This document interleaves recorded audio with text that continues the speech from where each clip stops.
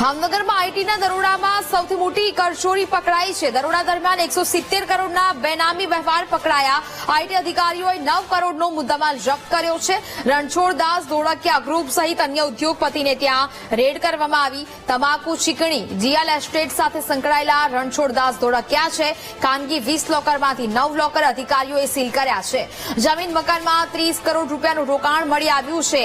ગત 18 તારીખે આવકવેરા વિભાગે 35 સ્થળે દરોડા પાડ્યા હતા। રણછોડદાસ ધોળકિયા ગ્રુપ સહિત અન્ય ઉદ્યોગપતિઓને ત્યાં રેડ કરવામાં આવી।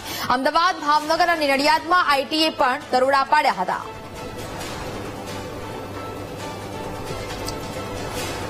સંવાદદાતા દર્શલ ફોન લાઈન પર જોડાયા છે। દર્શલ, ભાવનગરમાં આઈટીના દરોડામાં સૌથી મોટી કરચોરી પકડાઈ હોવાનું સામે આવી રહ્યું છે, શું વિગત? જી ના, જે પ્રકારે આઈટી વિભાગ દ્વારા દરોડા પાડવામાં આવ્યા હતા ભાવનગરમાં કદાચ આ સૌથી મોટા દરોડા એટલા માટે કહેવામાં આવી રહ્યા છે કારણ કે 170 કરોડથી પણ વધારેની કરચોરી ઝડપાઈ છે અને સાથે 9 કરોડ જેટલાના દાગીના અને રોકડ રકમ પણ અહીંયા જપ્ત કરવામાં આવી છે। રણછોડદાસ ધોળકિયા અને સુમેરુ કોર્પોરેટ ગ્રુપ છે તેના ત્યાં દરોડા પાડવામાં આવ્યા। છેલ્લા 2-3 દિવસથી આજે દરોડાની કામગીરી ચાલુ હતી। ભાવનગર, અમદાવાદ, નડિયાદ સહિત 5 સ્થળે આ સર્ચ ઓપરેશન ચાલુ હતું અને આ સર્ચ ઓપરેશન દરમિયાન આ તમામ ખુલાસા થયા છે। જ્યાં સૌ પ્રથમ 4.5 કરોડ જેટલી રોકડ રકમ મળ્યાની વાત હતી અને એટલા જ રકમના દાગીના મળ્યાની પણ અહીંયા વાત હતી।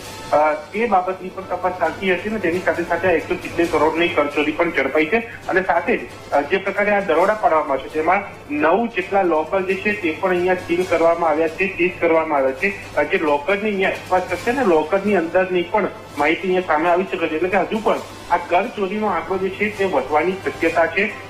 તપાસ ભલે અહીંયા પૂર્ણ થઈ હોય પરંતુ સંલગ્ન તપાસ જે છે તે અહીંયા કરવામાં આવશે જેથી કરીને આ જે બેનામી વ્યવહાર પકડવાની વાત છે, જે કરચોરી પકડવાની વાત છે તે વધુમાં વધુ પકડી શકાય અને વધુમાં વધુ કાર્યવાહી થઈ શકે। એટલે ક્યાંય પણ બાંધછોડ ન રહી જાય તે ખાસ ધ્યાને રાખીને આ સર્ચ ઓપરેશન જે છે તે કરવામાં આવી રહ્યું છે। બિલકુલ દર્શલ, જાણકારી બદલ આભાર।